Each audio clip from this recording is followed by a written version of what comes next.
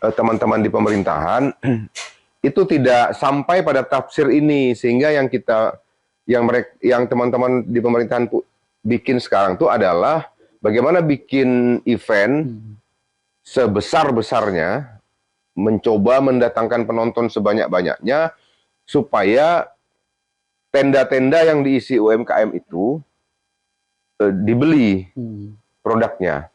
Padahal yang mereka jual itu adalah produk-produk dari industri besar, Extra Joss, Pop Ice, yang semua itu punya perusahaan-perusahaan besar, gitu.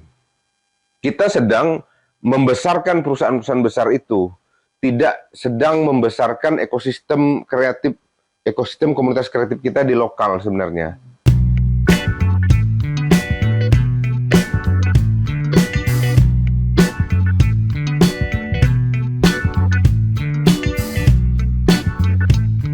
Oke, bismillahirrahmanirrahim.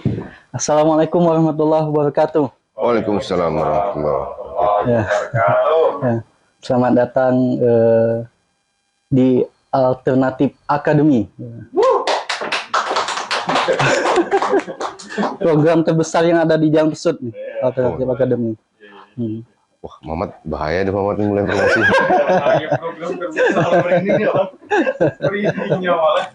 Edisi ke-6 ini membahas tentang tafsir ikrab dan penguatan budaya lokal. Kita datangkan narasumber yang memang berkompeten lah di bidangnya. Mungkin saya sebut aja budayawan kukar, Bang Dedi Nala Arum. Berat. Bang, sebelumnya selamat pagi Bang. Selamat pagi. Sehat Bang? Sehat. Terima kasih lah Bang. Udah mau datang ke gubuk kami nih Bang. Wah, jelas, saya nggak bisa nolak. Saya kosongkan jadwal yang lain. Luar biasa. Berita alternatif, media terbesar di Jalan Pesut. Iya Bang. Yang mana tafsir ikrab nih kayak saya ini Bang kurang paham juga Bang tentang ikrab itu apa. Kan kalau istilah ekonomi ini sudah lama kita tahu lah ya. Ekonomi konvensional lah. Konsep perdagangan berdasarkan landasan aspek-aspek produksi, distribusi dan sebagainya lah. Itu ekonomi yang selama ini kita kenal lah. Kalau Alvin Toffler kan senang membuat tahapan-tahapan. Ini kan disebut sekarang revolusi 4,0 gitu. Revolusi ekonomi 4.0. Dulu kan Alvin Toffler itu membaginya awal-awal menjadi ekonomi pertanian dulu disebut, lalu itu disebut revolusi 1.0 gitu. Ekonomi pertanian era itu kemudian berpindah ke ekonomi industri, lalu pindah lagi ke ekonomi setelah industri, ekonomi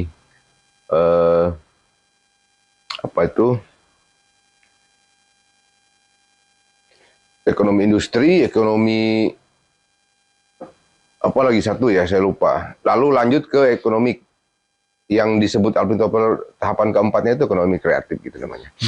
Nah, kita kadang gagal untuk memahami tahapan-tahapan ini sehingga menganggap ekonomi seperti ekonomi yang awal-awal saja gitu. Ekonomi tukar-menukar barang, ada proses produksi di dalamnya, tapi itu melibatkan barang, bahan baku, kemudian apa saja ya, kaitannya lebih kepada kebutuhan dasar gitu dari masyarakat.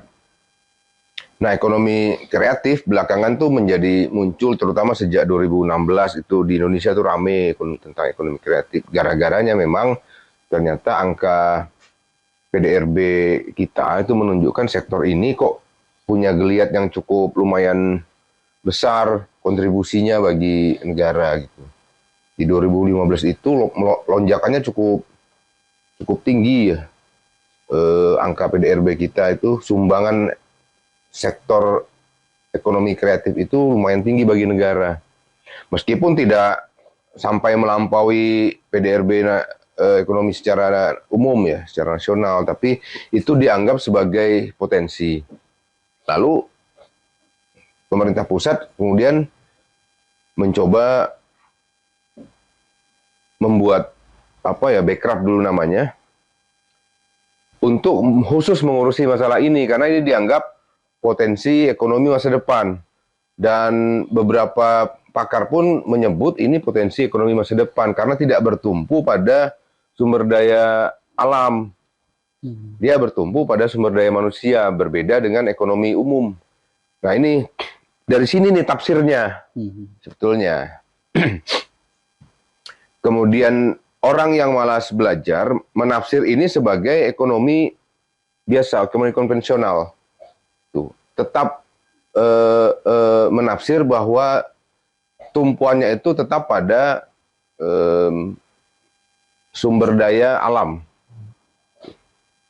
Nah, ekonomi kreatif itu sebetulnya tidak bicara sumber daya alam, dia bicara sumber daya manusia sebagai faktor utama. Nah, John Hawkins itu menyebutkan juga begitu, sebuah konsep di era ekonomi baru.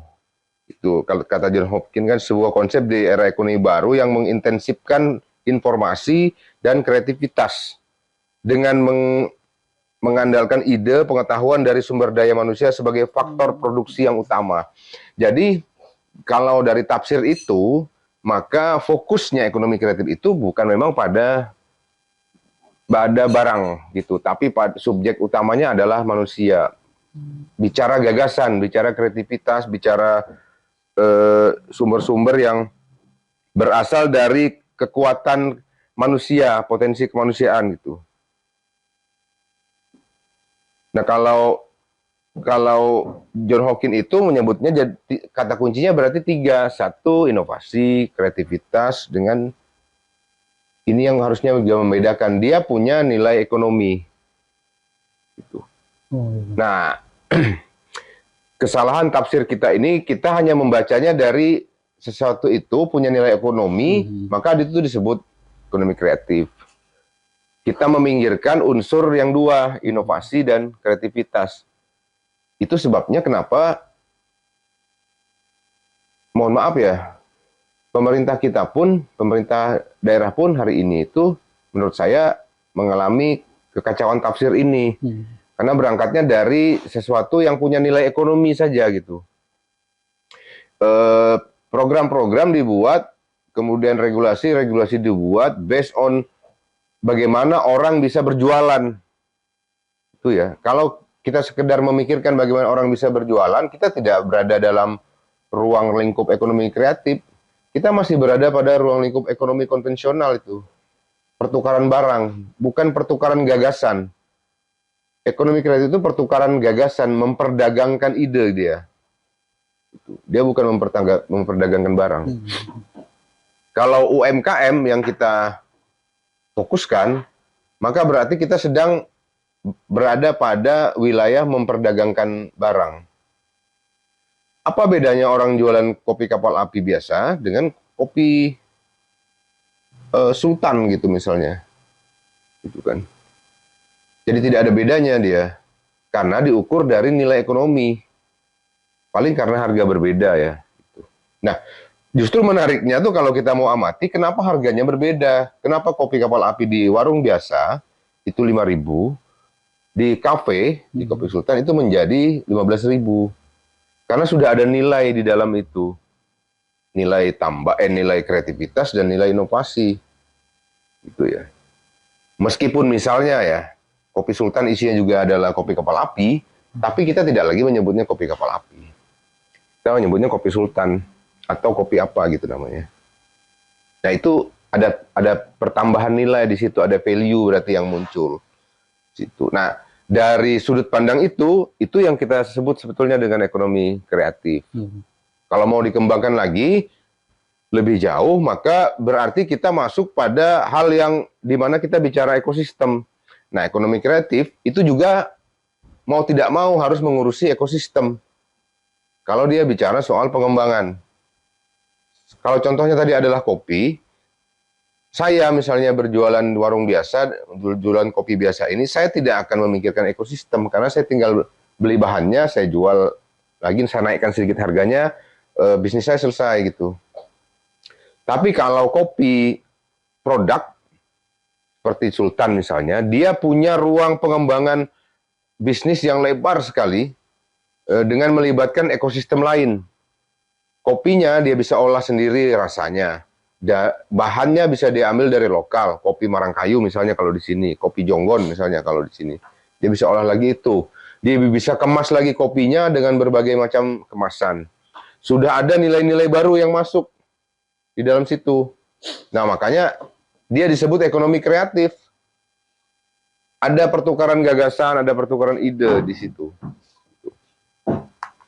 Jadi ini tafsirnya yang sering saya lihat belakangan lah ya dalam pernyataan-pernyataan teman-teman di pemerintahan itu tidak sampai pada tafsir ini, sehingga yang teman-teman di pemerintahan bikin sekarang itu adalah bagaimana bikin event sebesar-besarnya, mencoba mendatangkan penonton sebanyak-banyaknya supaya tenda-tenda yang diisi UMKM itu dibeli produknya. Padahal yang mereka jual itu adalah produk-produk dari industri besar, Extra Joss, Pop Ice, yang semua itu punya perusahaan-perusahaan besar, gitu. Kita sedang membesarkan perusahaan-perusahaan besar itu, tidak sedang membesarkan ekosistem kreatif, ekosistem komunitas kreatif kita di lokal sebenarnya. Nah itu yang terjadi hari ini, gitu. Memang pada beberapa sisi kelihatan ekosistemnya bergerak ya. Misalnya semakin banyak tenda yang dipajang di situ, ya dianggap itu turut membantu perekonomian lokal bagi mereka yang punya jasa persewaan tenda, misalnya gitu. Itu juga membuat teman-teman yang misalnya punya persewaan sound system jadi bergerak ekonominya gitu kan ya. Tetapi kan dia tidak menyeluruh. Sementara yang dimaksud dengan ekosistem kreatif itu adalah semua aspek dan subaspek yang mendukung dari subjek itu sendiri gitu. Nah itu kalau kita bicara tafsir kayak gitu. Kekeliruan kita tuh di situ. Sebab kalau ini misalnya sekedar ditafsir sebagai ekonomi konvensional, tidak perlu ada presiden harus mengeluarkan perpres soal ekonomi kreatif, kupikir gitu. Semua sudah berjalan sebagaimana mestinya kok. Tinggal memacu aja lagi sektor ekonomi besar, sektor ekonomi realnya gitu kan. Tapi ini ada alasan besar di balik kenapa pemerintah mengurusi ini secara khusus, sampai membuat kementeriannya juga secara khusus. Kupikir ada alasan besar, yaitu tadi salah satunya ada lonjakan angka kontribusi PDRB dari sektor ini. Sektor yang di dalam ekonomi kreatif itu kan ada 17 ya. Belakangan ini tuh jadi 17, dulu 16, sekarang 17. Dulu 16 karena subsektor aplikasi dan games itu dijadikan satu subsektor. Kalau sekarang itu sudah dipisah, aplikasi sendiri, pengembangan games itu sendiri. Nah, hal-hal yang sebetulnya tadinya bukan dianggap sebagai bisnis, itu tiba-tiba sekarang dimasukkan ke dalam subsektor bisnis, ekonomi kreatif. Games misalnya, itu kita tadinya itu beberapa tahun lalu hanya penikmat games. Sekarang itu pemerintah itu membuka ruang selebar-lebarnya untuk kita menjadi developernya gitu. Pemerintah yang support. Teman-teman anak-anak muda, anak-anak kreatif yang punya ide, gagasan soal games misalnya, silahkan berinovasi dengan itu. Termasuk yang punya aplikasi ya. Kita berinovasi dengan itu. Pemerintah memfasilitasi. Kalau dulu kita pemakai, sekarang kita bergeser nih. Kita maunya jadi developernya, pembangunnya. Gitu untuk itu. Itu. Sampai di situ tuh tafsirnya tuh. Mungkin sepenting apa sih Bang Ekraf itu Bang? Ya kalau bicara masa depan, ini salah satu kekuatan masa depan, Ekraf itu. Bagi kita secara nasional, di luar dari angka-angka kenaikan PDRB itu ya tadi,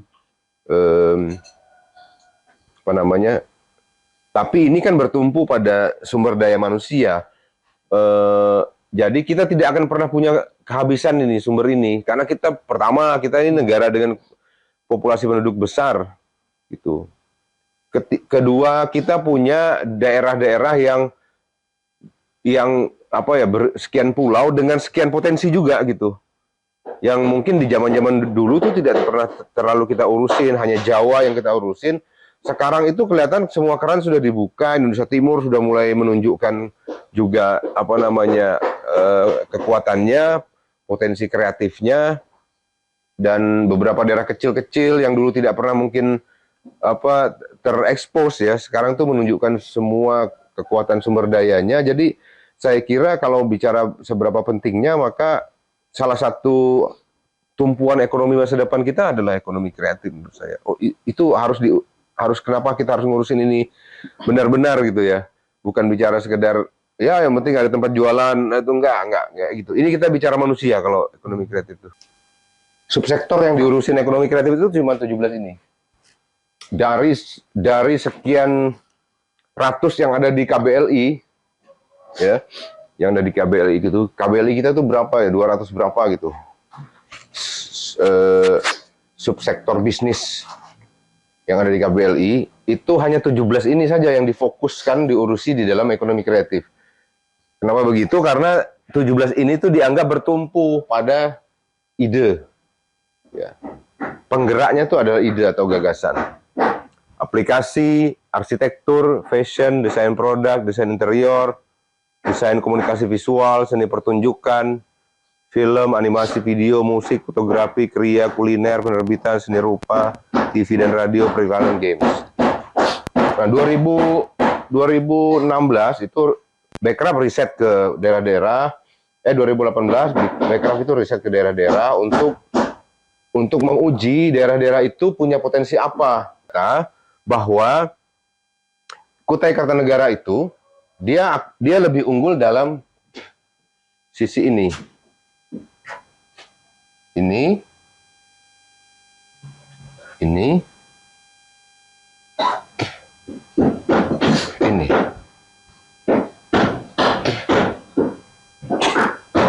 Menurut Bekraf, Kutai Kartanegara itu punya keunggulan di 3 subsektor itu.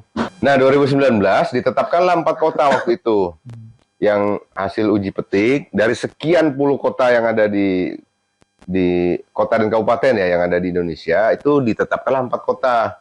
1 Palembang ditetapkan sebagai kota kreatif kuliner. Karena waktu itu konsep yang diusung Palembang adalah mau menginternasionalkan pempek Palembang. Tuh.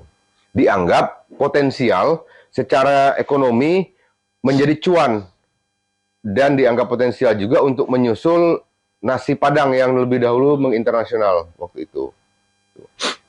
Malang itu ditetapkan sebagai kota kreatif IT karena komunitas IT-nya banyak dan hasil produk dari IT-nya itu sudah menasional.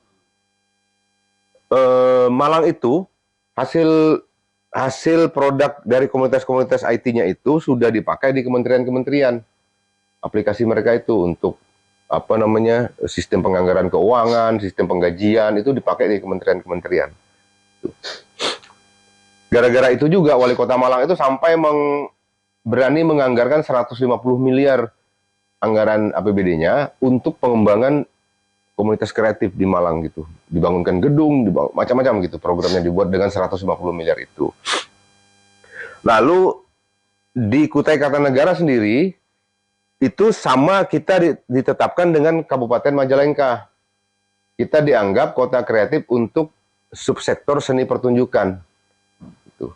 Kita tidak punya komunitas IT yang cukup kuat, kita tidak punya komunitas kuliner kita banyak, tapi kita tidak ada muncul. Gitu. Subsektor kuliner kita itu tidak muncul apa produknya yang khas gitu ya. Yang cukup. Labu belum nasional. Iya, Gangan Labu tuh bare sampai Balikpapan gitu kan. Baik kirim ke Jogja bare. Jenderal Mabok misalnya kirim ke Jogja itu udah basi. Jadi belum ada inovasi yang bisa membuat Jenderal Mabok itu bisa dijual di luar daerah. Hamparan Tetak bisa dijual di luar daerah gitu. Kita justru ditetapkan untuk subsektor ini nih. Seni pertunjukan, termasuk di dalamnya itu ada musik dan film. Sama dengan Majalengka. Majalengka juga ditetapkan sebagai ini. Ada 4 kota yang ditetapkan waktu itu. Majalengka, saya ke sana tuh, sempat ke sana ke Majalengka, ingin melihat kenapa Majalengka itu salah satu yang ditetapkan yang mirip dengan kita. Ternyata secara geografis dia juga mirip memang dengan Kutai Kartanegara. Kita tuh kan ada pesisir, ada tengah, ada pedalaman. Nah, dia bedanya tuh ada pegunungan, ada laut gitu di Majalengka itu. Dia punya 2 wilayah tapi berbeda kulturnya. Iya. Sama dengan Kutai Kartanegara, kultur pesisir beda, kultur pedalaman beda, kultur tengah beda. Tetapi yang sama dilihat adalah kekuatan seni pertunjukannya. Pesisir punya produk-produk seni pertunjukan yang menurut Bekraf itu layak dijual dan bisa menjadi cuan kalau dijual. Sama dengan pedalaman gitu. Ritual adat, upacara adat, tari-tariannya, kemudian budaya hidupnya itu dianggap bisa menjadi cuan kalau diurusi benar-benar gitu. Nah, sama dengan pesisir. Jadi itulah kenapa kalau bicara ekonomi kreatif itu berarti kita bicara sesuatu yang bisa cuan. Tidak sekedar tidak sekedar transaksi biasa, tapi sesuatu yang tadinya itu mungkin tidak punya nilai, kita beri nilai tambah lalu dia menjadi cuan. Contoh nih, dari sektor apa ya, misalnya dari sektor kriya misalnya, kerajinan. Kita sebetulnya punya banyak kerajinan yang bisa cuan.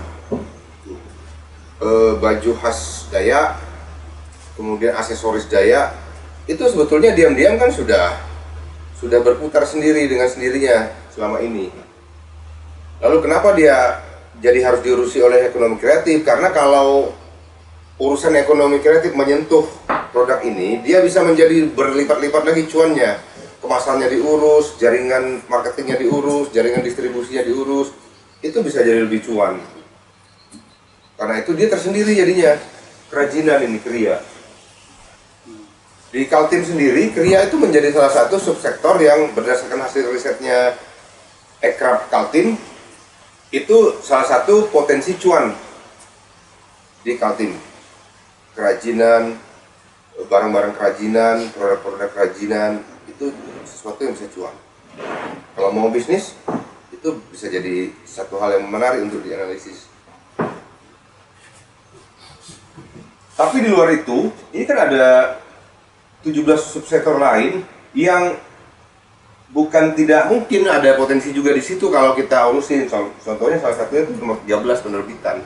Ya. Itu kaitannya tuh dengan kenapa kita juga belakangan berpikir subsektor penerbitan ini juga mesti kita dalami karena tidak banyak yang bermain di subsektor ini.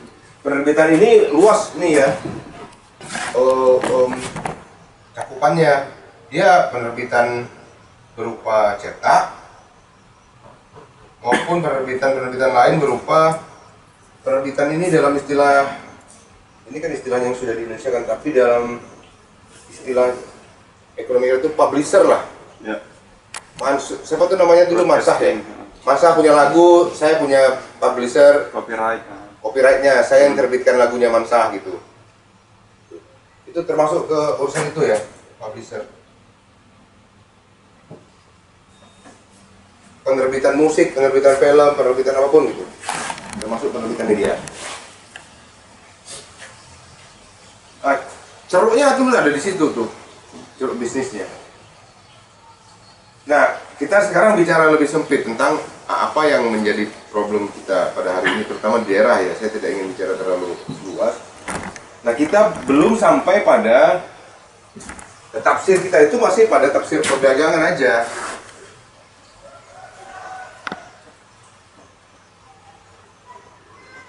Bagaimana membuat orang bisa berdagang?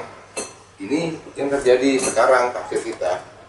Belum sampai pada bagaimana membuat orang-orang Kutai Kartanegara itu memberi gagasannya pada subsektor-subsektor ini.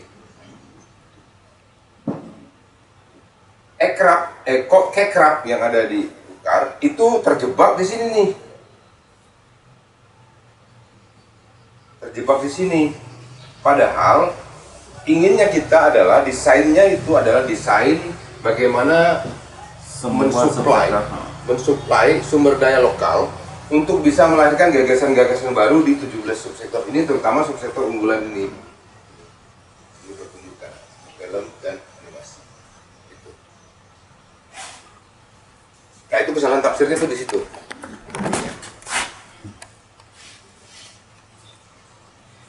Oke. Sekarang apa kaitannya dengan perlunya kita penguatan budaya lokal? Itu kaitannya ke seni pertunjukan.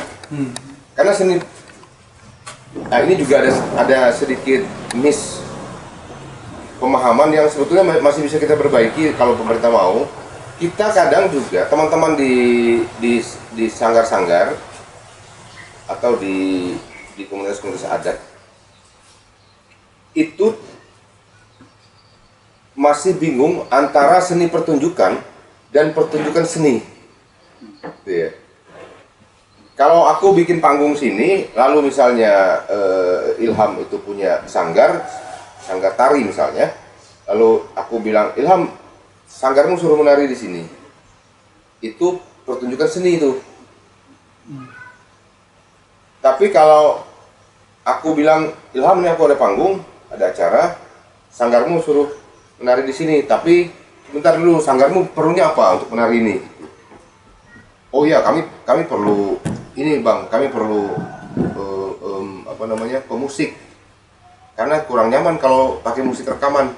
Oke, aku sediakan pemusik dulu, kamu latihan dengan pemusik dulu, gitu. Sekian hari. Apalagi Ilham yang kamu butuhkan, saya butuh tata cahaya bang, mungkin bang, biar efek-efek pada cerita tarian saya itu menjadi lebih hidup. Oke, aku panggil lagi tata cahaya. Nah itu sudah ada kemasan di situ. Aku mengemas musiknya, aku mengemas cahayanya, aku mengemas tata panggungnya. Kamu perlu apa di set panggungnya, Ham? Saya perlu bang, suasana hutan misalnya. Aku bikin lagi suasana hutan di panggung gitu. Ya ketika Ilham menari, penonton sudah menonton bukan Ilham yang menari, tapi dia sudah menonton sebuah pertunjukan gitu. Ada unsur lampu, ada unsur musik, ada unsur tata artistik di dalamnya. Itu yang disebut dengan seni pertunjukan.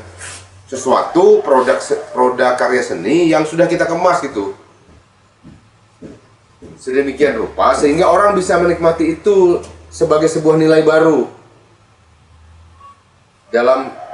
dalam dirinya, dan syukur-syukur itu bisa menerbitkan gagasan baru baginya gitu. Nah, yang kita alami hari ini adalah kita jadi tidak sampai sana edukasinya. Teman-teman itu hanya disuruh panggil nih dari Mora mana, Mora Muntai, nari ya, Tenggarong ya gitu. Oke, siapkan panggung, naik, nari gitu.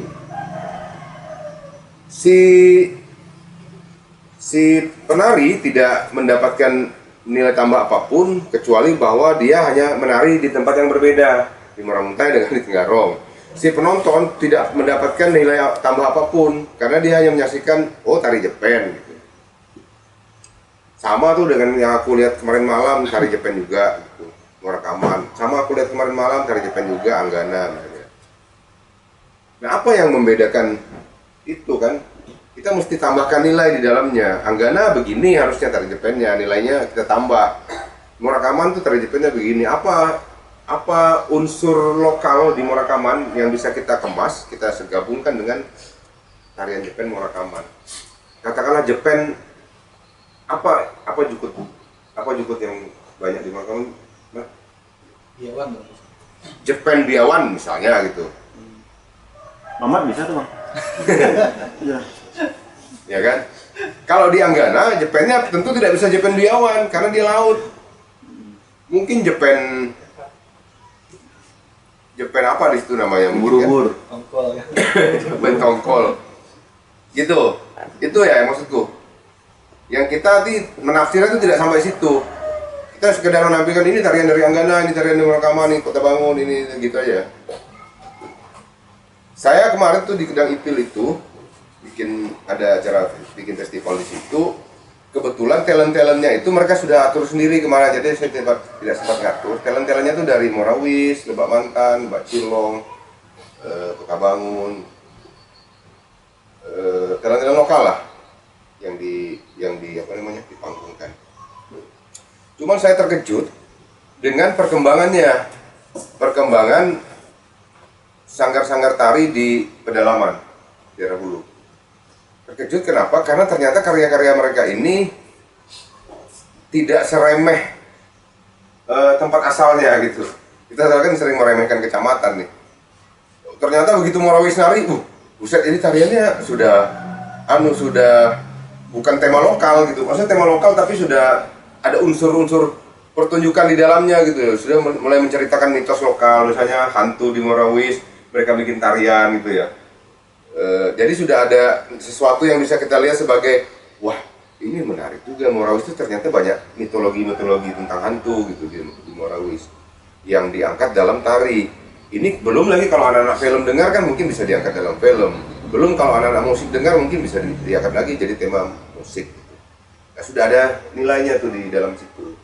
Saya juga terkejut melihat itu, dan bagi saya ini perkembangannya yang menarik untuk artinya ada seseorang di sana yang mulai mengajak teman-teman di Morawis itu berpikir untuk lebih luas nilai karya seninya gitu, bukan sekedar menari lagi, bukan sekedar menari Jepang lagi, tapi ayo kita gali dulu nih nilai-nilai kearifan lokalnya apa gitu. Saya tuh ada usaha wedang kan ya, jualan jahe gitu, minuman jahe. Sempat tuh waktu itu saya ngobrol dengan teman saya yang sama-sama jadi partner di situ, mungkin nggak ya kira-kira kayu bajakah itu kita bikin wedang gitu. Itu saya pikir gitu karena itu produk lokal, menarik tuh jadinya kalau kita jualan itu kayaknya. Gara-garanya tuh ada satu hari itu dulu teman saya di Jawa itu kan mengidap leukemia, kanker darah. Nah dia tuh dapat info bahwa air akar bajaka itu bisa membantu untuk membunuh virus kankernya. Lalu dia minta kirimi akar bajaka dari sini. Kan? Saya carilah akar bajaka di sini. Walaupun saya tahu akar bajaka terbaik itu kayak Kalimantan Tengah kan. Tapi di Kalimantan Timur juga ada yang jual. Jadi saya belikan sudah berupa bubuk. Itu bubuk saya kirim ke sana. Beberapa hari kemudian dia kontak balik. Dia tanya, ini diapain akar ini gitu. Oh, direbus, gitu, direbus. Oke. Kalau direbus, setelah direbus, itu airnya harus diminum langsung semuanya atau boleh disimpan di dalam kulkas. Wah, saya juga bingung, belum tahu saya metode itu harus kayak mana itu cara minumnya kan. Tapi tiba-tiba terbersit ide saya jadinya, kenapa itu tidak harus merepotkan orang sakit gitu. Kenapa kita tidak kepikiran untuk membuatnya langsung jadi minuman aja yang glek kayak roti daeng gitu. Yang buka botolnya minum aja gitu. Jadi kepikiran ide itu kan. Nah saya minta teman saya waktu itu, karena dia punya banyak teman-teman di lab makanan, bisa nggak kira-kira itu kita teliti dulu ya gitu, kandungannya bajaka itu apa aja di dalamnya, dan kalau dia dicampur, maksud saya dia harusnya dicampur dengan apa yang tepat supaya rasanya menjadi nyaman. Karena kalau bajaka kan tidak ada rasanya ya, memang itu hanya air, kayak air rebusan aja, air rebusan getah gitu kan ya, rasanya kayak gitu. Gimana rasanya supaya enak gitu, maksudnya apakah boleh dicampur misalnya jahe biar ada sedikit pedas-pedasnya gitu, atau boleh dicampur dengan mungkin gula misalnya ya, supaya ada manis-manisnya dikit sehingga orang-orang tuh nyaman minumnya, tidak merasa tapi juga sehat, aneh ya, tapi juga sehat. Nah itu belum tercapai tuh ide itu. Kalau itu memungkinkan, seandainya misalnya rumusan keluar tentang air itu boleh dicampur apa saja, maka berikutnya kan kita tinggal pikirkan kemasan ini. Mau dikemas di mana nih? Botol plastik, botol kaca, botol apa gitu. Atau mau dikemas dari saset, atau dikemas dalam kotak kardus kayak Indomilk misalnya. Nah itu lain lagi urusannya. Itu sudah tahapan berikutnya dari pengembangan ekosistem ekonomi kreatif kan. Saya harus bekerja sama lagi dengan teman-teman yang bisa mendesain kotak berarti supaya menarik tampilannya. Saya harus kerjasama lagi dengan produsen botol gitu. Botol macam apa nih bentukannya yang mau, apakah botol seperti gelas ini, atau botol seperti tumbler, atau botol kayak mana. Nah itu sudah sudah langsung berkembang ekosistemnya. Ini yang kita maksud ekosistem.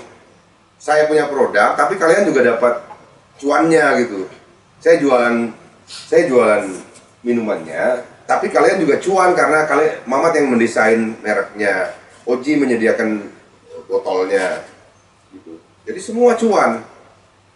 Nah, itulah ekosistem namanya kan dalam ekonomi kreatif. Nah, targetnya Ekraf tuh itu bukan perdagangan, bukan kita jualan pop es orang beli oke, untung gitu, bukan itu. Ya, cuan.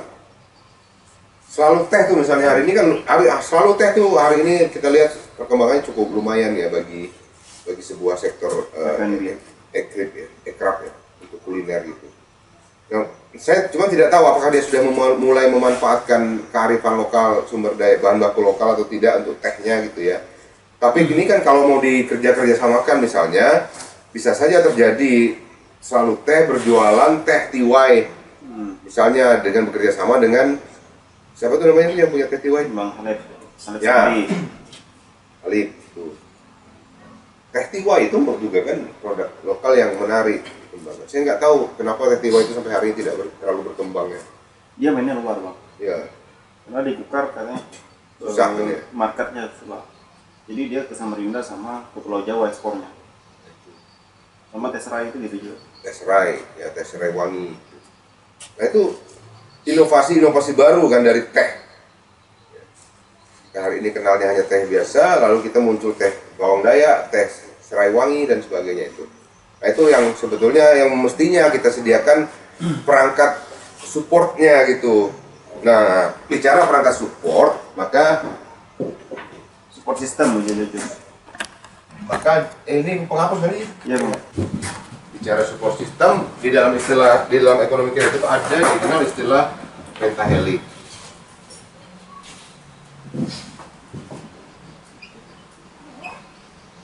Pentahelix ini unsur-unsur yang bisa mensupport subsektor yang 17 ini. Satu, komunitas.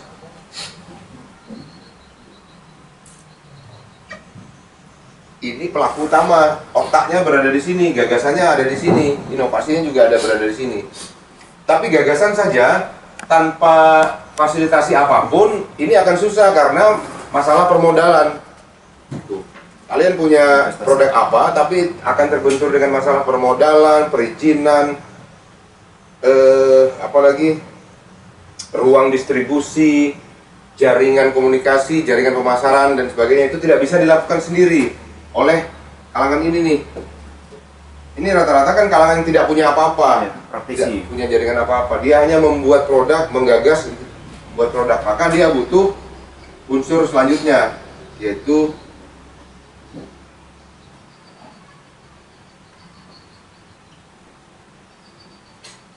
pemerintah sebagai regulator. Apa peran pemerintah? Sebagai regulator, orang yang memudahkan mereka untuk menghasilkan dan mengeluarkan karya. Misalnya perizinan dimudahkan gitu. Boleh nggak kami jualan di Indomaret misalnya produk kami gitu? Wah nggak ada aturannya nih. Oh, pemerintah daerah bikin aturan dong berarti harusnya supaya produk-produk bisa masuk di Indomaret. Jadi mereka tidak pusing harus mikir gimana nih peraturan nggak ada, kan mereka tidak punya kewenangan untuk membuat peraturan. Nah, pemerintah lah memfasilitasi itu dalam bentuk regulasi, kebijakan, apapun namanya. Gitu. Lalu kalau sudah ada jalur untuk membuat produk mereka menjadi lebih teratur dengan peraturan, maka dibutuhkan lagi kerjasama dengan kalangan pengusaha. Ini untuk akses permodalan. Kaitannya tuh dengan akses permodalan. Mereka ini harus kerjasama juga dengan kalangan pengusaha. Supaya apa? Produk mereka bisa menyebar lebih banyak, diproduksi lebih banyak dan sebagainya. Kan masalah mereka juga adalah selain regulasi adalah masalah modal. Pengusaha yang sudah punya modal cukup itu tinggal menganalisis produk apa yang bisa menghasilkan cuan besar bagi si pengusaha itu. Nah, dibikinlah kerjasama antara dua unsur ini. Tapi tentu saja ini harus untuk kerjasama ini, pengusaha itu kan biasanya cuma tidak sekedar mana barangnya sini aku modelin gitu. Pengusaha juga butuh semacam data untuk membaca pasar. Karena itu ada lagi unsur masuk di sini.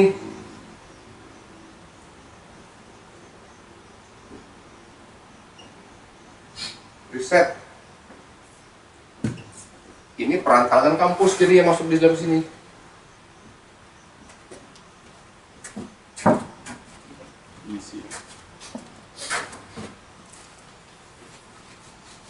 Dari 4 ini saja kita sudah bisa lihat cara kerjanya sebetulnya. Ini menyediakan data. Teman-teman akademisi menyediakan data. Teman-teman mau mengolah data ini menjadi produk kreatif. Setelah ketemu produk kreatif, pemerintah memberikan fasilitasi berupa aturan supaya produk kreatifnya bisa beredar. Ini memberi modal supaya bisa diproduksi. Jadi sudah ada kaitan kuat, tidak bisa dipisah-pisah nih antara ini dan ini. Kita kan jualan juga nggak bisa sekedar jualan gitu, nggak pakai data kan. Kenapa orang pilih kuliner? Tentu ada data yang melatar di belakangnya gitu. Saya buka wedang Mbah Sumira itu di cabang Samarinda sebelumnya, tapi harus membaca data berapa penjualan di Tenggarong dan produk apa di Tenggarong yang paling tinggi penjualannya, makanan atau minuman. Nah, saya ketemu data di Tenggarong itu, wedang yang di Tenggarong itu paling tinggi penjualannya minuman, 2 kali lipatnya makanan. Data itu yang saya bawa kemudian ke Samarinda, saya bikin survei lagi Samarinda. Nah itu nanti setelah survei kan kita jadi ketemu, oh lokasinya mestinya di sini, produknya yang dijual spesifikasinya ini, harganya segini, gitu. Karena harus banyak titik bisnis yang ditemukan di situ. Gitu. Nah setelah semuanya ini berjalan, ini quadrahelic tadinya namanya, 4 unsur. Kenapa menjadi pentahelic? Karena belakangan itu ada satu unsur lagi yang dianggap penting untuk terlibat di sini.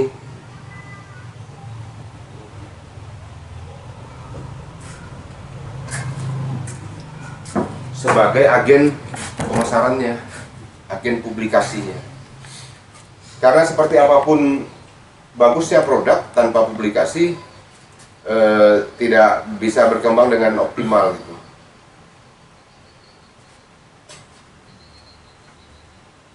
Hari-hari ini tuh kan kita bisa lihat ini dalam berbagai rupa ya contohnya. Oh biar pintar di kampung tapi tidak terekspos, tidak akan muncul gitu. Tapi orang goblok masukin TV itu terkenal langsung besoknya. Iya, gitu kan. Jadi kalau kita ini orang pintar dan mau terkenal, maka mesti publikasi, berarti kayak gitu. Mesti bekerja sama juga dengan teman-teman yang bisa mempublikasi. Nah ini unsur-unsurnya ya, untuk menjelaskan kenapa saya menyebut ada kesalahan tafsir tentang ekraf di tempat kita gitu. Di tempat kita. Saya bukan sekedar, ya tadinya saya pikir juga ini asumsi saya, tapi untuk membuat asumsi saya ini tidak menjadi asumsi yang liar, saya mencoba mendiskusikan ini juga dengan beberapa orang-orang lain di luar Kukar, itu ya, di luar Kukar untuk bisa saya memahami supaya tafsir saya ini memang bukan tafsir yang liar gitu. Saya diskusi dengan Ekraf Kaltim, saya diskusi dengan beberapa akademisi di Unmul itu soal ekraf ini, dan saya bincang-bincang juga dengan teman-teman di Jakarta soal ekraf. Di beberapa daerah lain saya mencoba menghadiri beberapa event ekonomi kreatif di beberapa daerah lain, dan yang saya saksikan adalah jelasnya perbedaan antara perdagangan dengan ekonomi kreatif.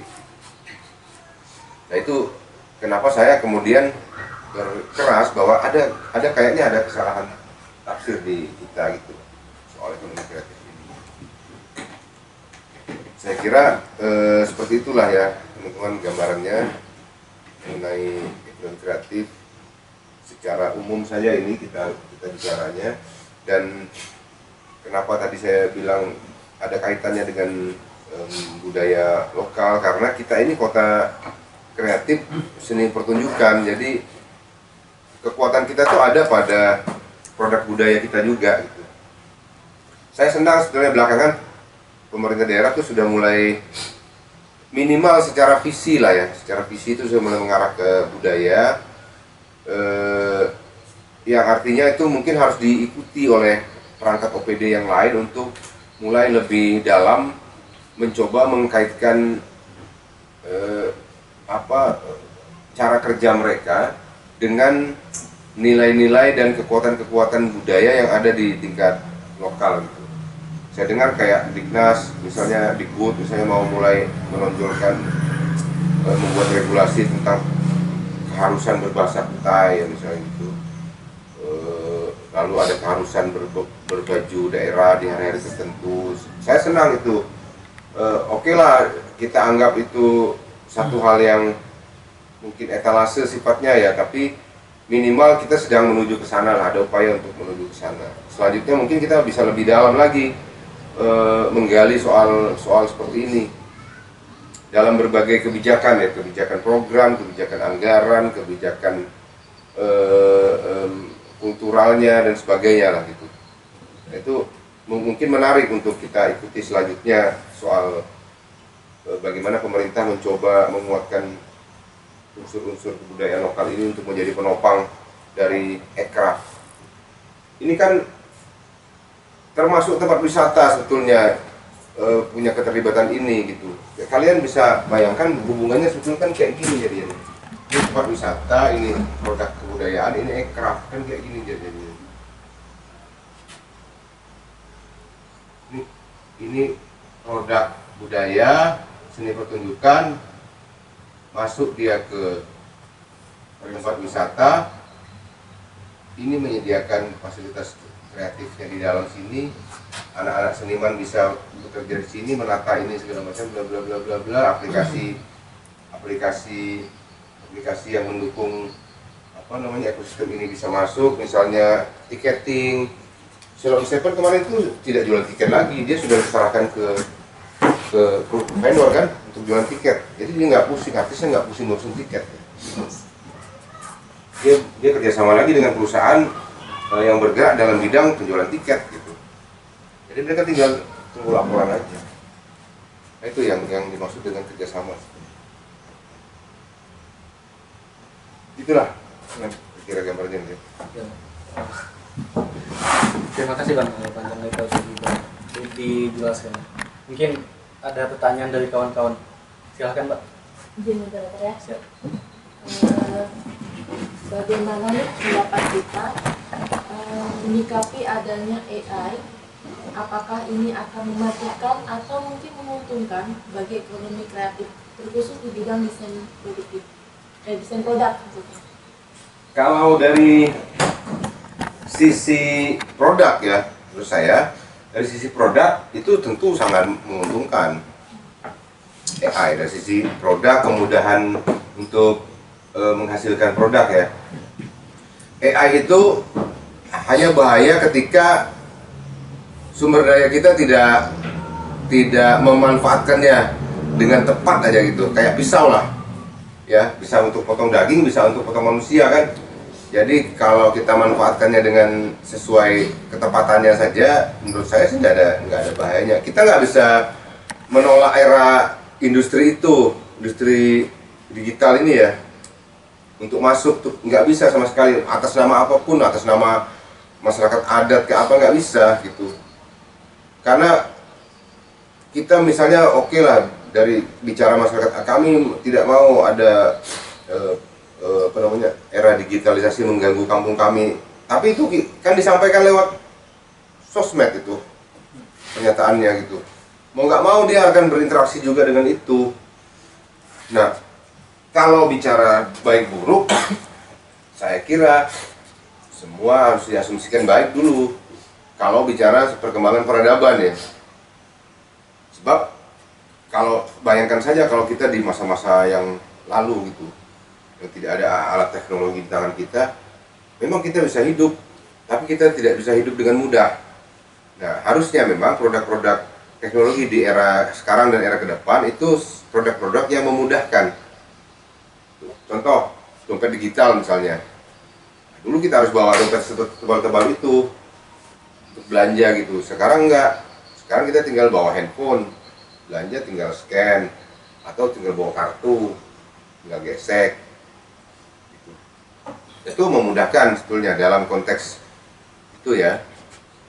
Walaupun tentu tetap ada risiko di dalamnya. Transaksi digital kan tidak bisa kita kontrol ya, kecuali orang yang memang menguasai itu.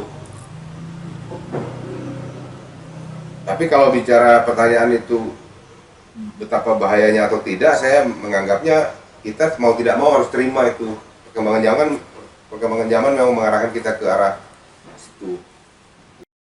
Dalam pengamatan Bang Deddy, apakah di tahun belakangan ini kinerja pemerintah ya, misalkan pemerintah daerah untuk membangun yang namanya ekonomi kreatif ini sudah berjalan?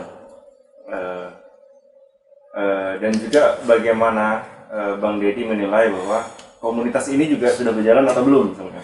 Begitu juga akademisinya, begitu juga pengusahanya atau medianya. Sudahkah hari ini hal-hal untuk meningkatkan ekonomi kreatif itu sudah meningkat? Kita ini kan kebanyakan, kalau saya tidak salah, ledakan ini terjadi ketika waktu itu kalau nggak salah ada pertemuan di Bandung kalau nggak salah. Ada pertemuan negara ya, apa namanya, kayak konferensi Asia Afrika ya, yang dimana kalau saya nggak salah itu ya, yang dimana kita banyak melihat bahwa referensi negara lain itu adalah ekonomi kreatif ya, seperti Korea misalkan. Korea seni pertunjukannya mereka ekspor, dan di sini banyak sekali penyuka Korea, dramanya dan juga hal-hal lainnya gitu. Jadi APBN-nya itu justru banyak menghasilkan uang di situ gitu, dibanding energi kayak kita ini gitu. Begitu pula di Jepang. Di Jepang ada animenya, di sini banyak wibu-wibu ya saya lihat gitu kan. Nah, mereka sampai seperti itu ekspansinya gitu. Nah, Bang Deddy melihat ada nggak kira-kira di Kukar ini kemajuan untuk membina 17 subsektor itu tadi? Ya, kalau ini bicara pembinaan ya, strategi pembinaan. Ya. Kalau kita mau sasar di 17 ini tentu berat gitu kan. Karena waktu tidak cukup, anggaran juga mungkin tidak terlalu cukup untuk menyasar ini. Tapi kan ini dibina atau tidak sebetulnya sedang berjalan dengan sendirinya gitu. Teman-teman mungkin banyak juga kenal yang komunitas fotografi di sini, dan mereka cuan tuh sebetulnya tanpa kita tahu. Saya ambil contoh misalnya komunitas desain. Itu sebetulnya di Tenggarong itu banyak teman-teman desainer grafis yang cuan. Kita tidak tahu, kelihatan hari-harinya kita nongkrong-nongkrong aja dengan mereka gitu kan. Tapi mereka tuh jualan produknya di internet.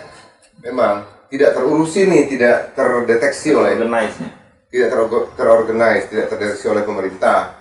Contoh misalnya EN tuh. EN sibuk cuma main musik aja gitu. Tapi nanti dia pulang ke rumah harus menyelesaikan desain. Ini bang, ada pesanan dari Amerika gitu. 2 minggu nih, saya deadline-nya harus kirim sekian dolar harganya gitu. Dia cuma jualan gambar di internet. Ya. Ada salah satu tim saya di Serikat Budaya juga gitu, Reja. Dia desainer grafis. Tapi ya itu cuannya dia di jualan-jualan di internet. Kan? Nah itu tidak terdeteksi itu oleh pemerintah. Termasuk juga mungkin banyak lagi ya di subsektor lain itu, kayak games misalnya, aplikasi. Itu mungkin banyak aja gamer di sini yang sudah developer statusnya gitu, sudah membangun games. Dulu ada beberapa anak SMP, saya pernah dikenalkan tuh, itu sudah bangun games. Meskipun belum cuan ya, maksudnya itu baru hobi mereka, tapi kan cuan atau tidaknya ini harusnya bukan mereka juga gitu yang tugas utamanya. Kita harus disupport itu dengan semua ini gitu. Jadi kalau kaitannya dengan pertanyaan Oji, kalau bicara aktivitas, kita sudah Komunitas sangat sudah berjalan saja. berjalan, iya, sudah sangat berjalan komunitasnya. Apalagi musik yang paling terlihat aktif di sini ya. Band-band itu banyak hadir di Tenggarong. Tapi kan yang belum kita teliti apakah band itu sudah cuan atau tidak. Hari ini tuh saya kira baru Kapital kali ya, band sini itu yang cuan. Dari merchandise, jualan kaos, kemudian dari jualan CD-nya dan sebagainya gitu. Band lain mungkin lagunya terkenal, tapi apakah cuan atau tidak itu kita tidak tahu. Di dalam musik itu kan banyak unsurnya, bukan hanya band ya. Satu, pencipta lagunya. Dua, sound engineer-nya. Tiga, desain CD-nya. Itu banyak lagi orang yang bisa bermain pekerjaan di dalam situ tuh sebenarnya tuh dalam musik itu. Orang bisa gambar tapi tidak bisa main musik, tapi dia bisa ikut dalam subsektor musik untuk menggambar kaos misalnya yang dijual oleh band-band itu. Nah, itu yang tidak terurusi. Kita belum fokus ke SDM. Padahal SDM ini yang jadi subjeknya nih. Kita baru fokus, kita lebih mau fokus kepada bagaimana orang punya ruang memasarkan produknya, padahal kita belum tahu produk unggulannya apa gitu.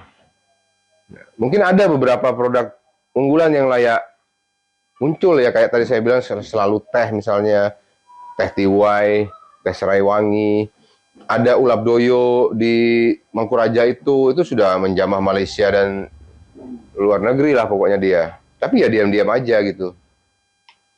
Kita juga tidak punya data yang pasti berapa sekarang sudah penjualan mereka, berapa marginnya bagi mereka, itu kita tidak punya sih. Itu pasti ya. Soal itu. Film misalnya, itu kan membutuhkan banyak orang di dalamnya yang semua itu punya skill individu masing-masing. Dan itu sebetulnya harusnya cuan buat mereka. Kameramen saja misalnya, membantu di beberapa film misalnya, itu kan sudah bisa cuan buat si kameramen. Nah, belakangan itu, pemerintah pusat itu sudah mulai mengarahkan daerah untuk mengurusi itu. Jadi, sudah banyak program sertifikasi seniman sekarang diterbitkan ya, untuk membuat value-nya si orang ini menjadi naik sebetulnya. Tapi ini kan percuma kalau di daerah itu tidak mensupport ini, tidak membuatkan regulasi soal ini. Standarisasi harga produk kreatif itu saja kita tidak punya. Itu. Berapa si MC ini? ABJ-nya. Ya, standar MC itu berapa misalnya? Kita tidak punya tuh. Kamu pinter ngomong, pinter komunikasi, bagus dengan orang segala macam, potensial jadi MC bagus lah. Tapi begitu ada event, tolong MC dong ini, ada 400.000 gitu. Ya kan? Jadi nilai yang kamu bangun tidak sebanding dengan feedback yang didapatkan gitu. Akhirnya apa? Orang memilih keluar, mending ke Samarinda lah, dibayar 1,5 kalau di Samarinda gitu kan, MC misalnya daripada di Tenggarong. Nah, lalu tiba-tiba kita dianggap pembualan gitu kan, nggak mau MC di Tenggarong. Gitu. Penyanyi misalnya gitu juga. Bayar nasi kotak gitu. Terima kasih. Iya. Yang baru-baru ini saya sempat ngamuk-ngamuk itu ketika kemarin itu saya posting di Facebook itu anunya statusnya gitu. Tapi kemudian status itu jadi liar lagi ditanggapi macam-macam oleh teman-teman Tenggarong. Saya kemarin tuh memprotes soal ketidakadilan talent daerah, dan artis nasional gitu. Gara-gara kasusnya saya bawa Kikip yang pengamen itu. Saya bawa Kikip Jack ke Balikpapan. Acara Kementerian Pariwisata dan Ekonomi Kreatif. Tuh, saya bawa itu, dia diminta nyanyi di situ.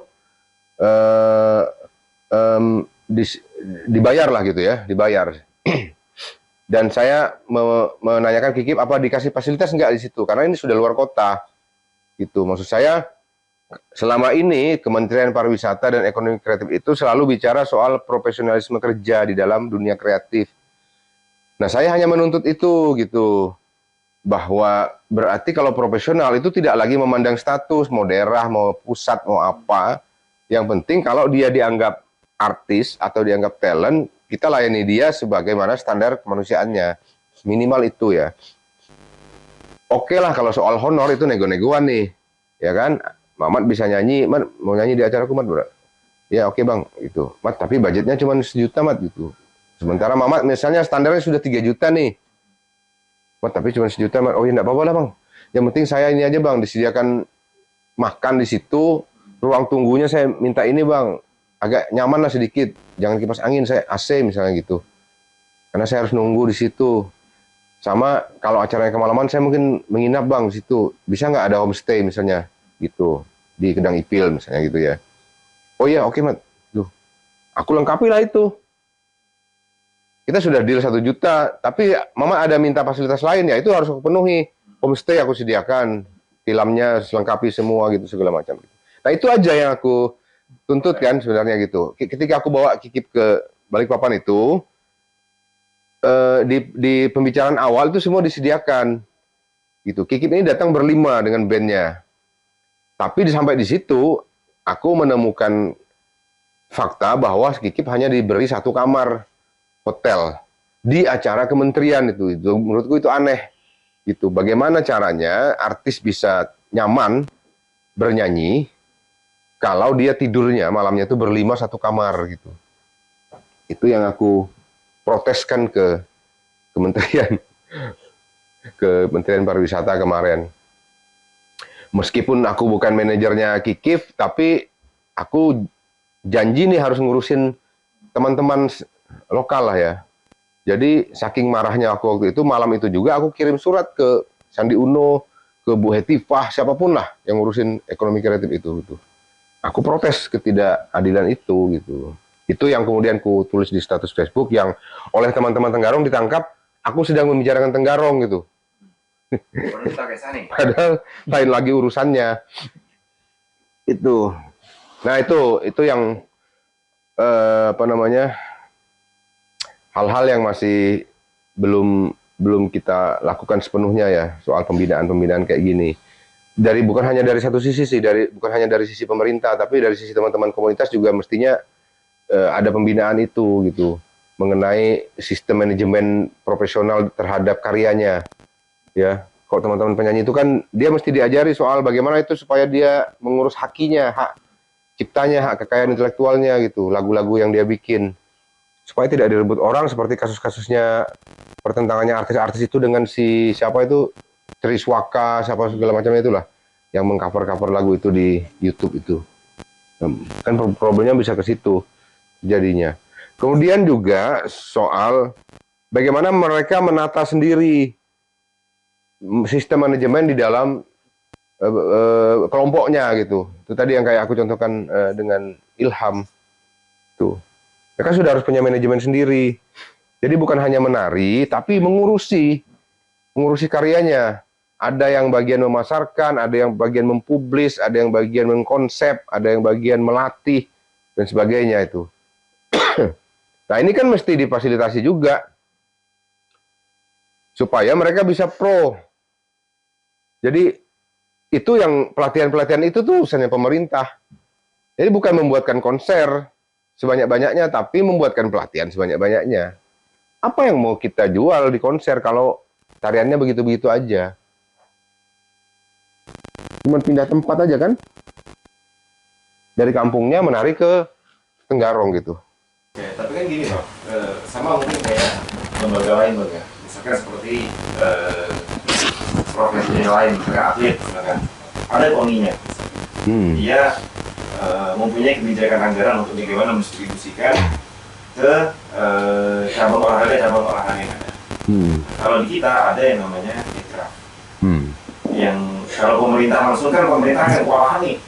Ya kan? Maka dibentuklah Ekraf yang fokus untuk membangun atau mengawinkan apa pentahelix ini tadi. Iya. Nah, kalau pengamatan Bang Deddy gimana kinerja dari pentahelix ini untuk KKF ini untuk mengawinkan persoalan-persoalan yang ada di komunitas itu sendiri, baik itu dari pembinaannya dan juga pembangunan ekosistem lain. Wah, ini sudah memancing-mancing kan ini arah pertanyaannya nih ya. Nah, tentukan dikit lah. Wah, udah memancing-mancing nih. Nah, kita ini kan memang untuk bagaimana ke depan, Bang. Ke depan Ya. ini kan harus bisa terkoneksi. Saya sih nggak akan bicara soal organisasinya ya, tapi saya mau bicara soal sistem kerja aja. Sistem kerja Ekrab yang Mestinya. menurut saya pahami harusnya tuh kayak gitu.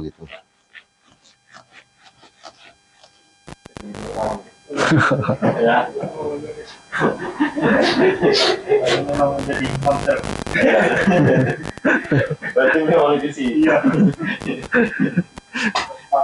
Kayak istilah Kekrab itu di Tenggarong ya, mereka menyebutnya Kekrab. Macam-macam daerah tuh punya nama sendiri, gitu. Jadi ini supaya kita nyaman diskusinya tuh kita pakai istilah yang ada di lokal. Nah, menurut saya itu cara kerjanya tuh tidak seperti UPT dia. Ini kan di bawah dinas nih, Dispar Ekrab. Kalau di luar tuh ada yang menyebut nama dinasnya Dispar Ekrab, karena kementeriannya Dispar Ekrab. Tapi di sini tuh kayaknya dia cuma menyebutnya Dispar gini aja. Bidang Ekrab. Dia tidak menyebut Ekrab. Mungkin karena ada Kekrab. Sudah dibentuk. Kekrab ini dibentuk itu berdasarkan SK Bupati aja. Dia tidak pemilihan kayak KONI. Nah, itu bedanya dia dengan KONI. Kalau KONI itu dia cabang-cabang olahraga memilih siapa yang menjadi ketua KONI. Kalau Kekrab tidak, Bupati menunjuk kamu yang jadi ketua Kekrab. Disusunlah pengurusnya ke bawah gitu. Ini bicara sedikit sejarah Kekrab Kukar ya, di beberapa tahun yang lalu. Karena mungkin baru ya, Bang. Hah? Karena mungkin baru kan. Iya, iya. Di beberapa tahun lalu itu yang ditunjuk jadi ketua Kekrab itu PNS, orang dari pemerintahan. Kenapa? Karena supaya dianggap ini bisa memuluskan urusan. Gitu. Dulu itu ketua Kekrabnya itu ketua Bapeda. Ex officio menjadi ketua Kekrab. Kenapa Bapeda? Mungkin ya pertimbangannya waktu itu Bapeda tuh punya job description untuk perencanaan semua sektor. Nah, maka ditunjuklah ketua Bapeda. Ke bawahnya itu baru komunitas dimasukkan. Sekretarisnya waktu itu seingat saya adalah Kepala Dinas Pariwisata. Jadi ketuanya Bapeda, sekretarisnya Kepala Dinas Pariwisata, karena nomenklaturnya berada di dinas ini nih. Sisanya itu wakil ketua, bidang-bidang itu komunitas yang dimasukkan di situ. Gitu. Nah, kalau waktu itu saya termasuk yang berada di dalam struktur itu ya waktu itu. Tapi yang saya bayangkan adalah kerja Kekrab itu fasilitator.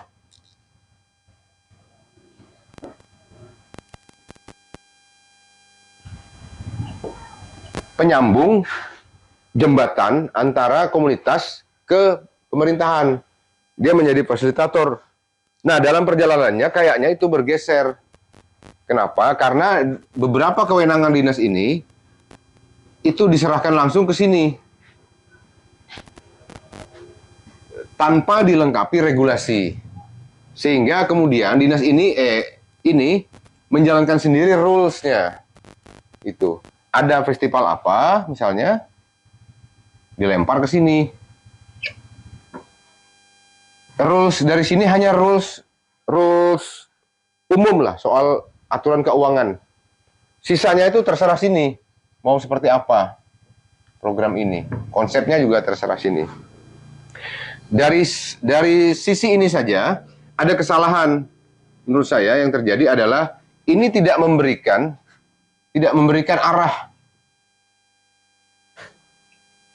arah programnya mau kemana nih.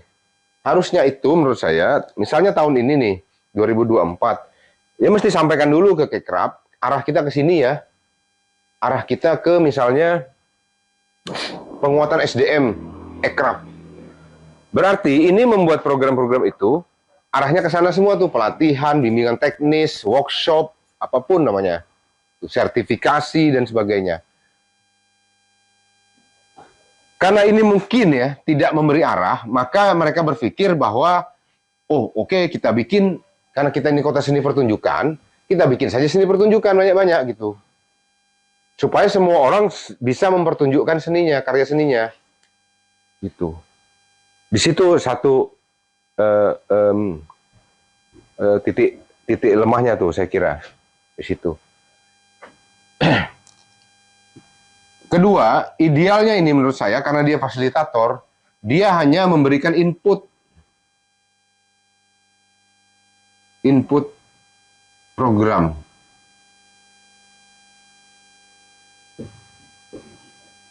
Ini bersama ini melakukan pertemuan rutin terus untuk membicarakan arah program. Eksekutornya di sini nih, Ya. bukan di sini.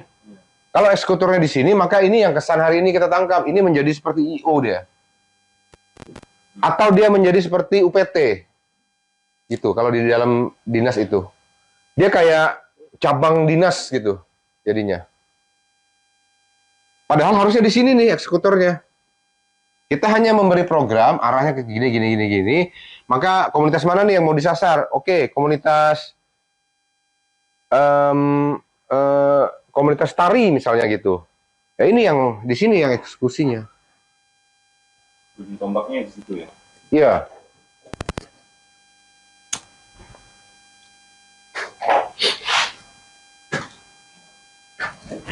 Kalau misalnya kita arahkan komunitas tari, maka perlu identifikasi tari apa saja yang sudah ada dan tari apa yang belum ada. Berarti ke sini lagi nih kerjasamanya nih. Untuk meneliti tari apa yang belum ada. Di Kukar tuh. Based on data jadinya. Oh Jepang oke sudah banyak nih kita cari Jepang. Tapi Jepang apa kira-kira lagi itu yang mau dieksplor? Jepang mendulang batu bara misalnya. Persembahan dari Luopari Tenggaru Seberang misalnya gitu. Karena di situ daerah batu bara. Jepang mendulang emas Tabang misalnya menampilkan gitu kan sudah ada kearifan lokal yang masuk gitu. Jadi semua punya ciri. Jepang mendulang udang misalnya dari Muara Jawa gitu misalnya karena sana daerah udang gitu kan. Nah kayak gitu. Jadi bukan sekedar ya kami sudah melakukan pembinaan kebudayaan dengan menampilkan Jepang misalnya gitu. Apalagi kami tampilkan tuh di Jogja, di Malang, di mana gitu misalnya. Itu bukan sekedar itu. Kalau soal tarian sih semua daerah punya tarian dan di Jawa itu juga banyak tarian gitu. Lalu apa unggulnya Jepang sampai kita terlalu pede untuk menampilkannya di Jawa gitu kan? Karena apa? Sumatera juga punya Jepang. Riau, Bangka Belitung itu punya Jepang. Namanya saja berbeda, namanya Japin kalau di sana. Nah, kita uniknya apa? Itu sampai harus mau berani menampilkan keluar kan mesti ada dulu keunikannya. Nah, keunikannya itu dari idenya, dari gagasannya. Jepang mendulang batu bara tentu tidak ada tuh di Bangka Belitung. Bagi orang jadi menarik juga ini Jepang mendulang batu bara. Ya kayak gitulah kira-kira ya. Jadi soal kaitannya dengan ini saya tidak tahu ya, maksudnya mereka sudah membicarakan apa, mungkin saja kesepakatannya memang arahnya ke arah konser-konser seni pertunjukan gitu. Jadi mungkin tidak bisa juga disebut salah kalau itu berdasarkan kesepakatan mereka, tapi saya bicara bahwa arahnya mungkin itu jadi tidak menyentuh semua unsur di dalam ekosistem ekonomi kreatif gitu. 17 subsektor tadi. Ya, terutama sektor-sektor yang menjadi prioritas itu ya. Mungkin itu saja masalahnya dengan Kekrab. Tapi kalau dia diperbandingkan dengan organisasi lain, KONI apa segala macam ya memang tidak sebanding dia. Beda. Ketiga lagi, saya lihat ada miss-nya adalah soal Kekrab kecamatan. Ini ada Kekrab kecamatan kan dibentuk oleh pemerintah itu. Saya lihat ini sebagai kebijakan yang miss karena begitu ini dibentuk, Kekrab kabupaten ini akan repot ngurusin organisasi nih. Tidak ngurusin ini dia.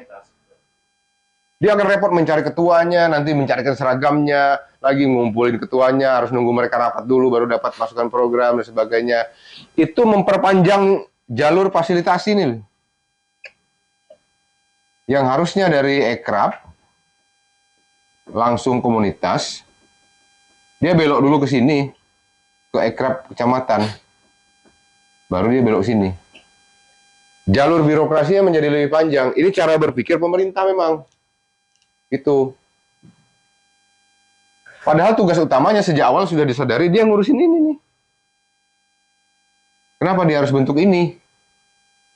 Repot lagi dia ngurusi organisasi. Ini aturan mainnya kayak mana? Kan mesti dia bikin lagi anunya, PO-nya, peraturan organisasinya. Ribut, habis waktu lagi untuk ngurusin ini nih. Gitu. Dibantu misalnya, diturunkan bantuan sini. Maka nanti kecamatan lain juga bicara lagi, kami kenapa tidak dibantu? Itu. Repot lagi ngurusin itu, politis lagi, ngurus anggaran lagi jadi akhirnya. Jadi kutatannya kayak kerja pemerintah. Padahal ini dibentuk supaya cara kerja pemerintah ini bisa kita sederhanakan gitu. Untuk ngurus ini nih, nggak ribet kan komunitas nih nggak mau ribet di sini. Dia maunya ke sini aja, nggak ribet. Kami mau manggung, ada gitu fasilitasnya. Jadi lebih fleksibel. Lebih fleksibel. Nah kalau dia ke sini lagi dan ke sini lagi, maka ribet lagi urusannya gitu. Urusan ini. Miss-nya itu di situ juga saya lihat arahnya. Tapi ya saya membacanya kan kayak gini, ini kan lebih ke politis nih sebetulnya untuk membentuk ini. Kan ada apa ya arah-arah, bukan arah-arah, ada pikiran-pikiran untuk menjaga apa ruang politiknya lah gitu ya, supaya tetap tersambung, maka mungkin dibuatlah hal kayak gini.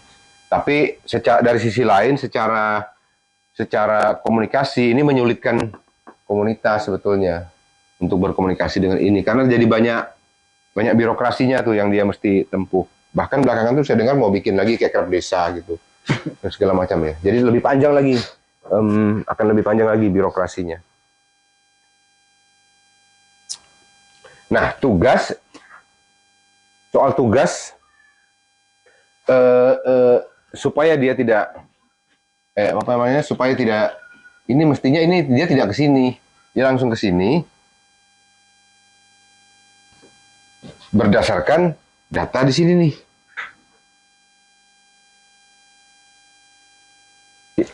Saya nggak tahu kita udah punya petanya belum, roadmap-nya gitu. Misalnya tiap kecamatan itu apa potensinya gitu ya. Saya nggak tahu kalau kita bangun misalnya apakah kuliner, apakah sektor lain gitu, subsektor lain saya nggak tahu tuh. Data itu belum ada saya baca dan saya cari-cari juga belum ketemu gitu di Dinas Pariwisata apa kita punya itu. Tapi waktu acara di pameran Merah Putih Sanga-Sanga tuh bulan Januari itu saya sempat ke stand pamerannya Brida. Itu ada di situ satu bundel hasil jurnal riset tentang ekonomi kreatif yang dilakukan Brida bersama dengan satu kampus di Kaltim lah gitu. Saya tertarik, saya baca isinya tapi tidak menunjukkan data yang saya inginkan gitu karena dia bicara ekonomi umum ternyata bukan ekonomi kreatifnya. Dia masih bicara sektor UMKM, sektor perdagangan umum dan sebagainya lah, kayak gitu. Nah jadi kalau urusannya Ekrab ya Ji, itu aku tidak bicara soal bahwa Ekrab sekarang itu salah atau tidak, tapi menurutku arahnya mungkin mesti ada yang miss di situ dan arahnya mesti dikembalikan ke hitah awal ketika kita bicara soal dulu semangat awal untuk membentuk Ekrab. Di Kukar itu kayak gitu. Itu sih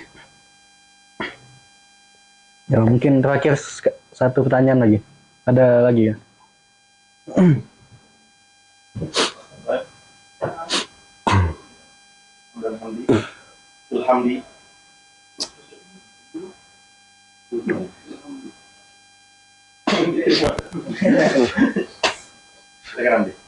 Saya Bang, ya. kalau dilihat dari apa yang sudah disampaikan Abang terkait dengan ekonomi kreatif ini kan menyangkut semua Bang secara keseluruhan. Nah, ada salah satu program pemerintah yang di bawah naungan Kemenpora terkait dengan kewirausahaan. Ya. Dan dalam kewirausahaan itu kan teorinya sama aja Bang yang dibahas itu, yaitu bicara soal modal, ada niat atau enggaknya. Tapi pemerintahan di situ mereka nggak bahas Bang, bagaimana cara kita bisa berkomunikasi dan dengan pemerintah atau pengusaha misalnya, itu nggak ada Bang. Nah, kenapa ini pandangan apa? Kenapa nggak program itu kenapa nggak dimasukkan ke sini aja Bang? Gitu ya. Kewirausahaan pemuda itu. Iya, kenapa nggak dimasukkan ke sini aja? Karena saya lihat tadi Bang, dari pemaparannya ini sangat lengkap Bang, dari 17 sudut tadi kan, itu sangat lengkap. Kenapa nggak dimasukkan ke situ sehingga pembinaan untuk SDM-nya, baik komunitasnya itu terstruktur.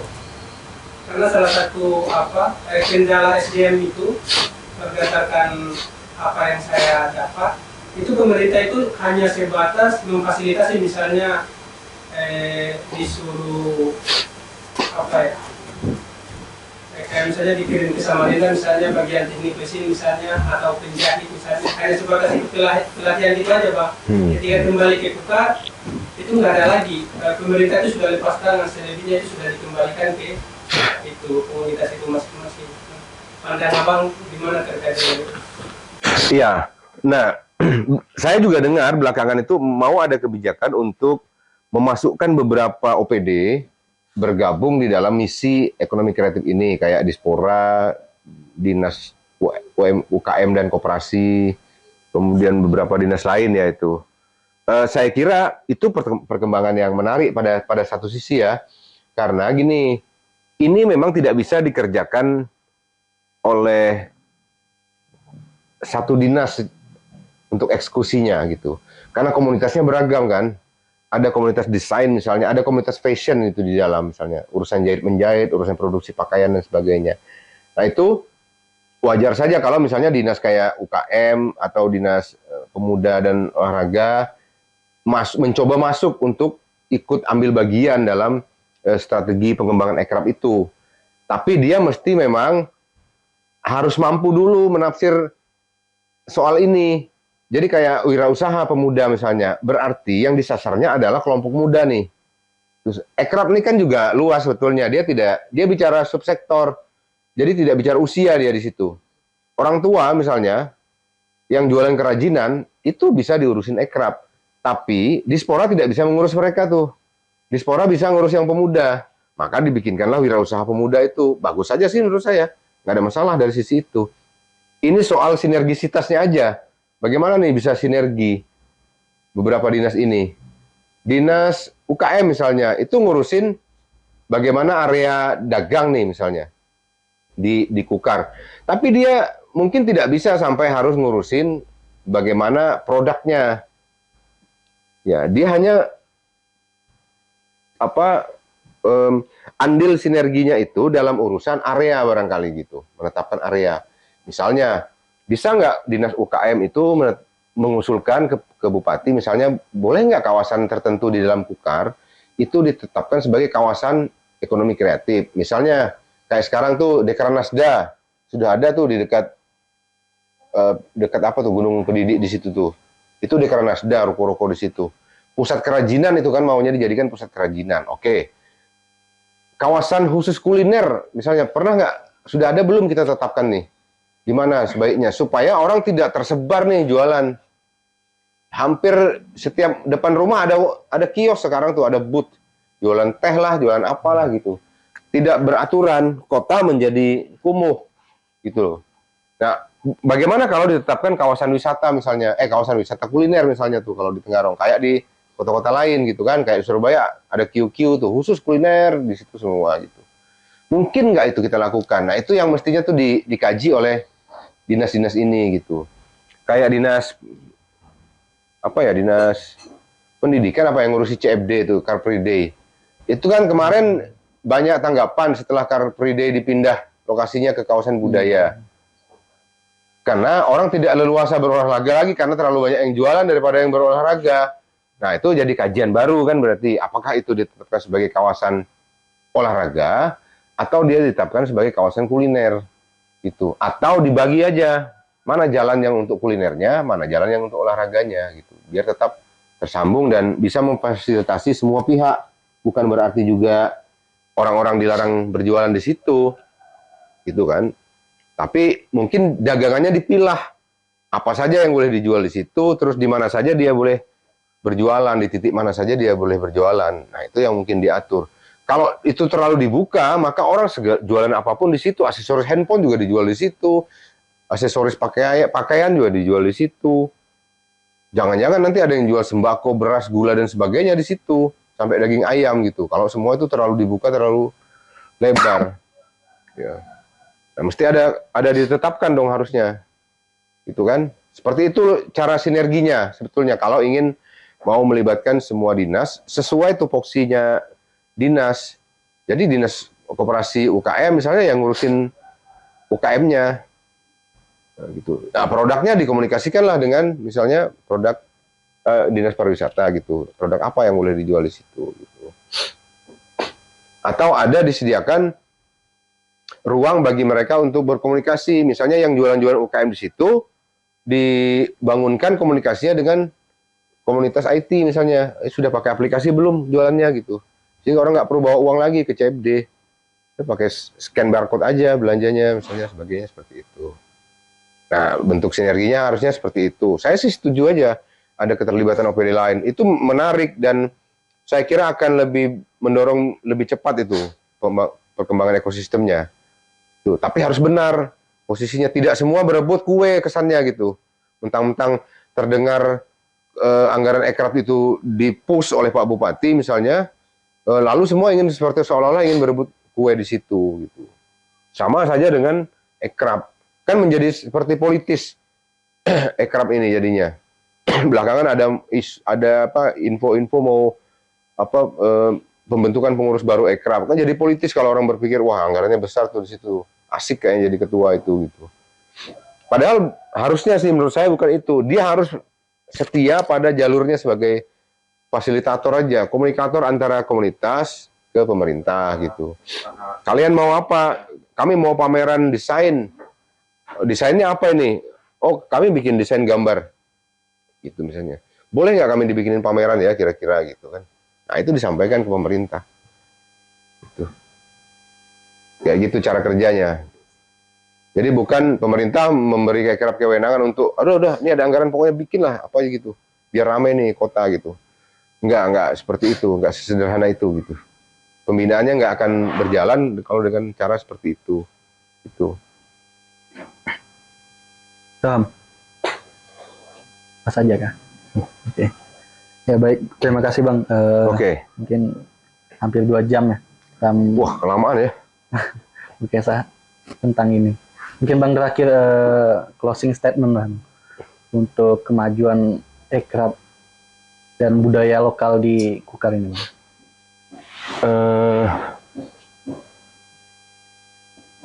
Kita semua mungkin harus lebih rajin membaca data ya mungkin ya, kalau untuk membuat ekraf ini bisa lebih berkembang. Kalau tujuan kita cuan gitu. Kalau sekedar ingin menyalurkan hobi sih saya kira silahkan saja. Tapi ini kan ujungnya, ekraf itu kan bicara cuan ujungnya. Bagaimana apa yang hobi kita ini bisa jadi duit lah, kayak gitulah kasarnya. Gitu. Saya hobi makan nih misalnya gitu. Gimana nih caranya biar bisa jadi duit? Buka warung, warung seperti apa yang mau dibuka gitu kan? Kalau warung makan biasa aja ya sama aja, banyak aja gitu. Tapi warung dengan konsep misalnya itu sudah berbeda kan, punya nilai dia di dalam. Banyak yang jual kopi di Tenggarong, tapi konsep apa yang mau ditawarkan ke pengunjung? Konsep kan macam-macam ya. Ada rasa, ada desain tempat gitu. Kopinya biasa aja, tapi tempatnya nyaman gitu kan, cuan juga gitu. Ngopi ya di mana? Situ, situ aja enak tuh tempatnya tuh gitu. Atau situ aja tuh kopinya enak, walaupun tempatnya biasa-biasa aja kayak gitu. Di kota-kota besar tuh kita punya pilihan itu. Nah di sini tuh kita tidak punya banyak pilihan itu, karena belum banyak yang bicara soal konsep di Kukar tuh. Lebih kepada bagaimana jualan aja gitu. Nilai tambahnya kita belum sampai ke memasukkan nilai-nilai tambah di dalamnya gitu. Begitu juga dengan sektor-sektor lain. Jadi saya kira kalau kita mulai memang mau ke arah situ penguatan itu, ya kita harus lebih sering membaca data lebih sering membuka komunikasi dengan kelompok manapun ya, dengan siapapun, kalau targetnya kita mau bikin sesuatu yang cuan bagi kita, pun termasuk teman-teman media saya kira gitu. Juga mesti mulai membaca data, meskipun kita bekerja di bidang media, tapi kira-kira apa yang bisa jadi cuan di dalam media ini ya, misalnya. Sektor periklanan kan itu bisa connect dengan media sebenarnya, gitu ya. Nah kalau sektor periklanan bermain, maka teman-teman dari komunitas desain komunikasi visual itu bisa berperan di dalamnya. Komunitas desain grafis itu bisa berperan di dalamnya. Komunitas copywriter, penulis itu bisa berperan di dalamnya gitu berarti. Jadi saya kira banyak hal yang bisa kita lakukan di luar yang kita kenal hari ini. Tinggal kita lebih rajin dan lebih pandai saja membaca data-data itu semua gitu untuk bisa mengembangkan skill pribadi maupun skill ekonomi kita gitulah di dalam itu ya. Saya kira itu aja sih. Iya. Terusnya. Baik, terima kasih Bang. Mungkin aplaus dulu untuk Bang Deddy Nawarro. Daging semua isinya kan? Wih, luar biasa. Biji. Panas kantor BA. Ya mungkin sekian diskusi kita hari ini. Semoga bermanfaat ya untuk daerah kita lah tentunya. Mungkin sebelum kita tutup, jangan lupa ya bagi yang nonton, like, comment, and subscribe dulu. Ya, Alternative Talks ya. Mawat Alga TV. Ya, sekian dari saya. Saya akhiri, wabillahi taufiq wal hidayah. Wassalamualaikum warahmatullahi wabarakatuh. Waalaikumsalam warahmatullahi wabarakatuh.